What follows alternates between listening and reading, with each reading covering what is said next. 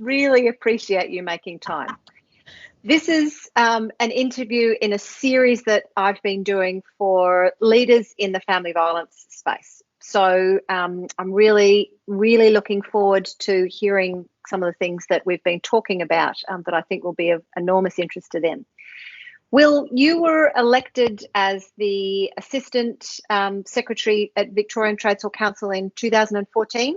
Yes. Prior to that, an organiser at the ASU, and prior to that, an associate solicitor at Slater and Gordon. Yes. One of the things that I'm really curious about, you have some very significant and impressive campaigning track record under your belt. The Yes campaign for marriage equality, you were the Victorian State Lead on. The equal pay campaign that the ASU led that got a significant improvement for women in terms of equal pay in the social services sector, and the We Are Union campaign around the federal election. Those are all campaigns that have had very significant impact on community views. And made changes that people weren't at all sure was going to be possible at the time. You know, really pretty groundbreaking, and actually I really kind of very, very moving and important. And I thank you for the role that you played in those, because it's made it a better place for us to live in Victoria.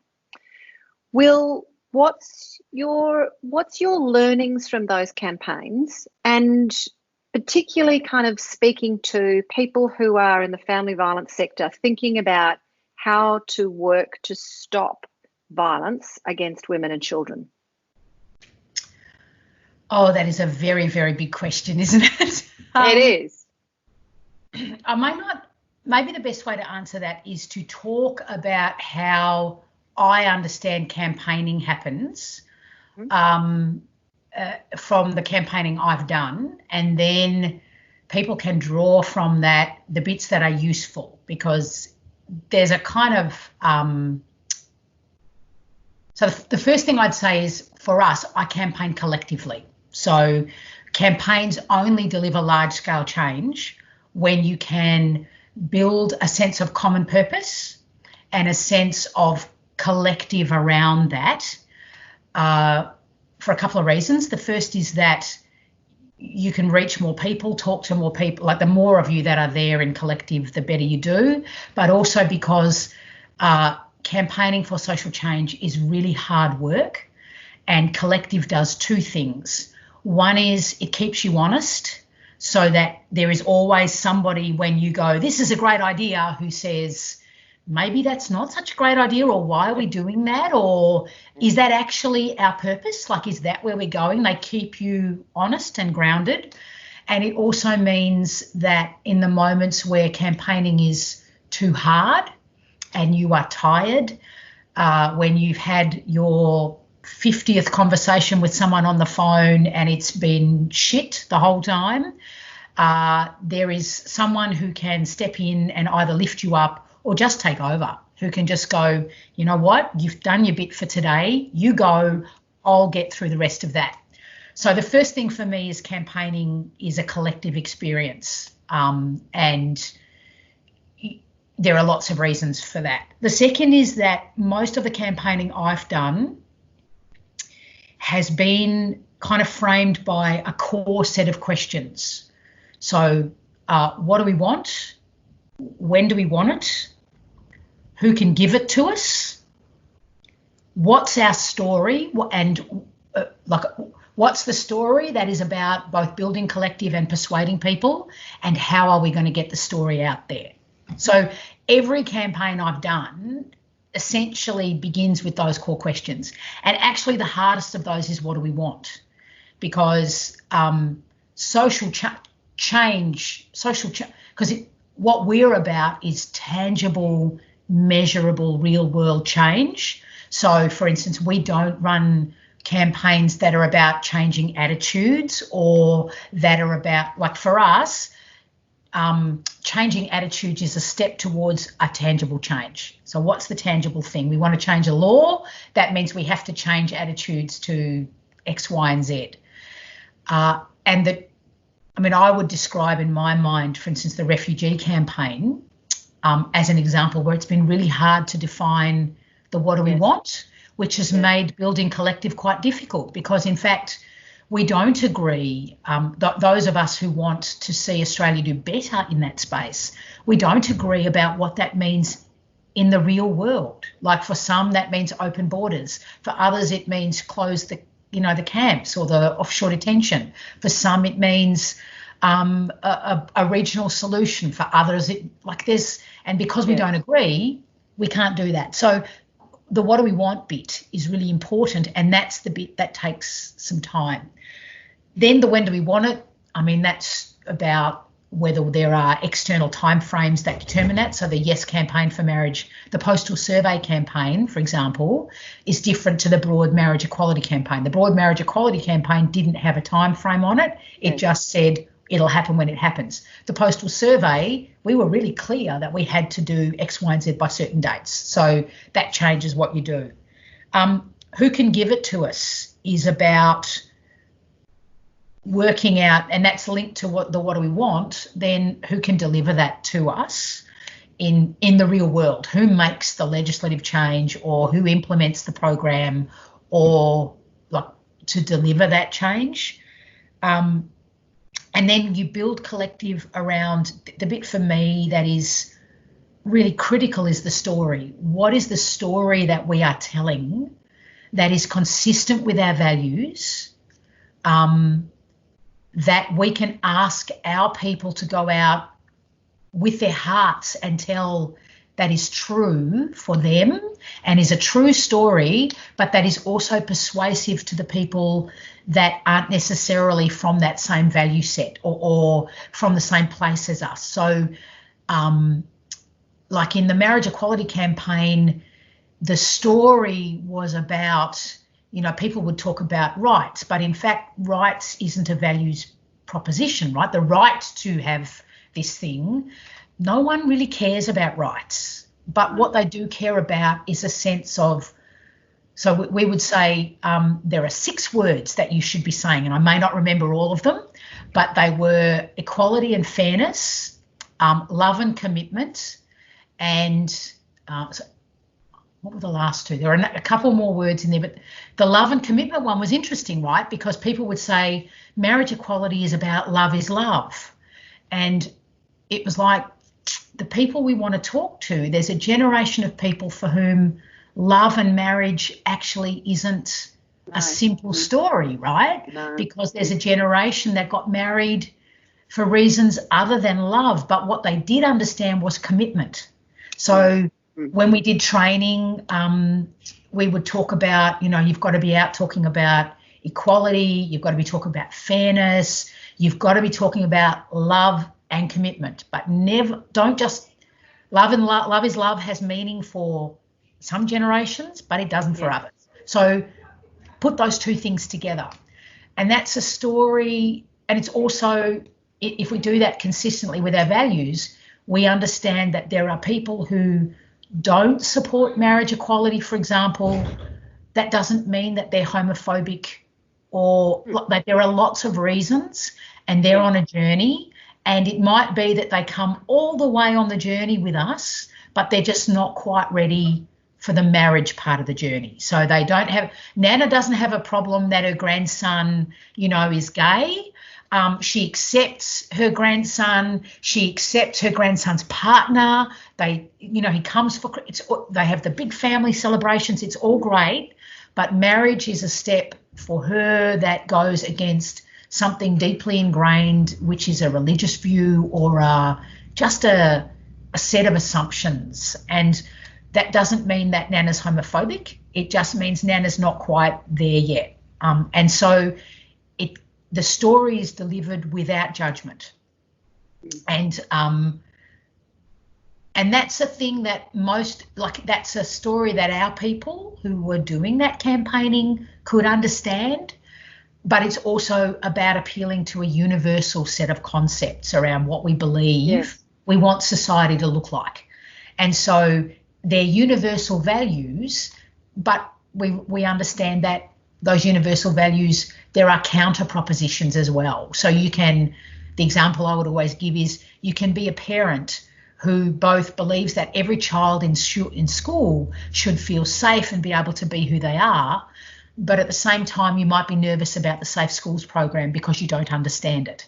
And you can have both of those views simultaneously.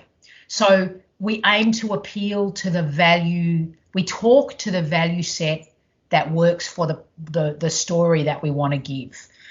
And then how do we get the story out there for us? I mean, I'm in the union movement. There are a set of tools that we use, which is about face-to-face conversations being incredibly persuasive. So we go out and we do door knocks and we do phone banks and we do kind of markets and community campaigning. That's different for different campaigns, but every campaign I've done has been about activating people to have that, to tell that story to their community. So for instance, during the marriage equality campaign, we went door knocking up and down. Like, we encourage people to talk to their own families and their friends and their neighbours, because a story that they hear from them is more persuasive than what a million other stories. And the analogy I would draw with that is, okay, so car companies will spend millions of dollars in doing TV ads to sell a car to you. And if you're leaning across your back fence and you see your neighbour's got the car and you go, what do you reckon about the car? And they go, it's a shit box, I hate it. You're not going to buy the car, right? That company has just spent millions of dollars to sell you a story, a picture of what that is. And one conversation with someone that you know and trust can completely reverse that. And so we would say, when you're campaigning, of course, you use a whole lot of tools and media and social media and that kind of thing are ways to do that. But in fact, the most persuasive thing is one person speaking to another person whom they trust, or, who has authenticity. So for me, those are the kind of, so then part of that then is, well, how do we get the story out there? Who's the messenger for the story? So in the pay equity campaign, we're union officials, we're sitting around a room going, well, who do we need to be fronting up that campaign? And we came with, we wanted it to be women, because it was a story about women's undervaluation. And, we wanted it young women in particular. And of course we did that thing, whereas unions, you kind of have a whiteboard and you write down the name of everyone who's ever spoken at a rally or something. And it was like, we got to the end of our list and went, it's not a lot of women there, is there? Like, that's interesting. So then part of our strategy was to go out and find women. We'd do meetings and someone would put their hand up and pipe up and we'd go, there we go. There's someone that we can potentially get to speak for us on this, and get that person to be then kind of the person who would speak, in a sense, would be the messenger for your campaign message, apart from all the other people who do it, the kind of everybody who takes your campaign on and commits to it. You need to have some people who represent, if you like, the story of your campaign and why it's important. It's a very long answer, and potentially... it's a very good answer, Wil, because all of the time you're talking, I was thinking about how I've kind of experienced and been part of each of those campaigns, and those elements are what I observed and connected to, and know that the people around me connected to. And all of them were things that we didn't know whether we were going to win. They were big campaigns. They were big changes, not small things. So that's very helpful. And the only other thing I'd say about the collective thing is that collectives come up with good ideas for how you campaign. So the Equal Pay campaign, we used to do a flash mob dance, right? Which was very handy because you don't need many people and you can create a spectacle, and you can do it outside a politician's office. So what you do is you contact a politician and say, will you meet with our amazing, puppies and kittens community workers? And they would say, no, I can't possibly do that. And we go, that's great, we'll be outside your office on such and such a day. And then we would do do the dance.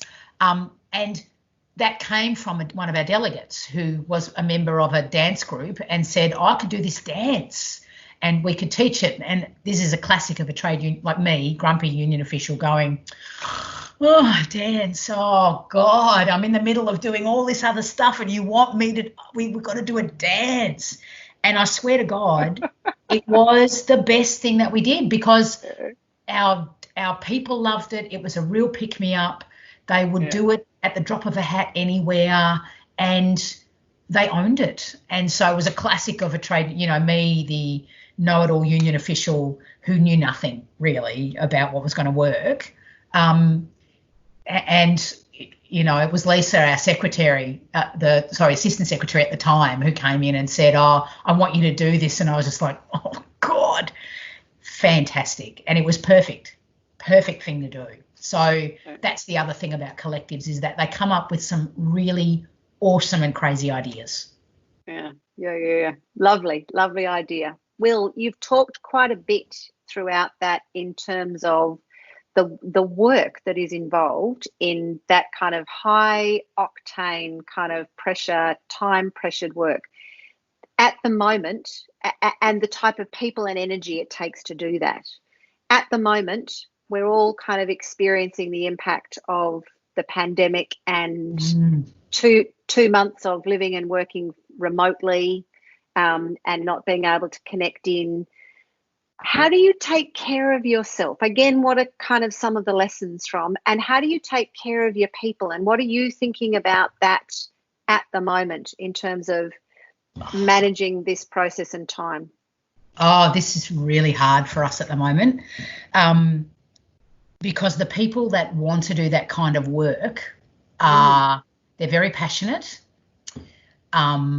They draw inspiration from each other. So they're very collectively focused, and they're people oriented. Like they are, you know, as an organisation at Trades Hall, for example, we've got something like 70 staff. We have sacrificed, to some extent, we made a conscious decision around not having so many processes, but so that we could be nimble. And so what we do is we have a pretty, it's a lot about how people engage with each other and share ideas, and it's not formal. We don't do necessarily kind of formal meetings where people share concepts. A lot of that happens when someone says that they've done something and other people go, oh my God, that's fantastic. You know, standing around the coffee machine and we go, oh my God, that's a great idea. And then someone goes and talks to another team about that idea, and we do it. So a lot of what we do, a lot of our information sharing is informal. A lot of it is, so for us, this time now is much more about formal processes. You have to build and make the time because you're not standing around the kettle. Right. So we are learning to do a lot more of how do we do that in a world where we engage with each other by phone or via the internet. That's how we engage with each other. We can't, it's harder to gauge how people are going in that space. And our people are incredibly hands-on kinds of people, and they're living in a world where now we're having to adapt all of our campaigning to a completely different way of doing it. So it's a complete, it's a massive shift for us. And our people, because they are people who process isn't necessarily the kind of priority for them, they're very good at adapting. They're quite adaptable because they'll go, so for some, like for a lot of them, this new tech world and adapting has proven there's been some adrenaline in that, you know, oh my God, we've got to get this, and to be honest, right now as a trade union official, there is a lot for us to be doing, right? Yes. Millions of people have lost their jobs. There's a system in place. There's a whole structure, this is potentially massive upheaval. What do we as a movement do in that space? There's a lot for us to do, but the tools that we've traditionally used aren't available to us to do it. So what are we going to do, and how do we frame and how do we build that capacity up really fast? So there's been some adrenaline in it, but it's been, I think, a struggle. And I think part of it for us as well is we're in a beautiful old building. Like, we have the trades hall. You are. It's a gorgeous building, and to some extent that anchors the work that we do. We're inside a place and space together that constantly reminds us of what the struggle is. You know, we call it a struggle, the workers' struggle, what that struggle is, what the sacrifices that those who've come before us have made, what is asked of us. That building imbues that work with a level of meaning. And so now we don't have that to anchor the meaning. So the kind of purpose has to be affirmed in other ways. And that's one of my reflections, has been how much of what we do in terms of our understanding of that common purpose actually just comes from being in that building together. And that's meant that we're now kind of articulating, you know, because we describe ourselves as a movement of workers organising and campaigning for a fairer Victoria. So there's a lot in that, and we understand our place in that to be what's been handed to us and what we hand on. And that's the bit where it's like, we're completely unmoored from that at the moment. So how do we make sure that we are consistently affirming those things with all of us together? How do we affirm that in each other? It's an interesting challenge. It's a very interesting challenge, Wil. And I think one of the things I'm really observing talking to lots of people is that it's unusual that we are all feeling like that at the same time. We are all feeling unmoored, disconnected. The usual talisman that help us know why we're here and how we're connected are not there. But the energy, your point about the adrenaline and energy that has been there and that we can draw on is very powerful, but it's also exhausting. You can't keep going back to that well. So I think this is it's an ongoing conversation, and I really thank you for your time today, and all the best of luck. I'm really looking forward to hearing about grandchild number 3. Grandchild number 3. Grandchild number 3. I hope it goes really well. Thanks, Wil. Thank you.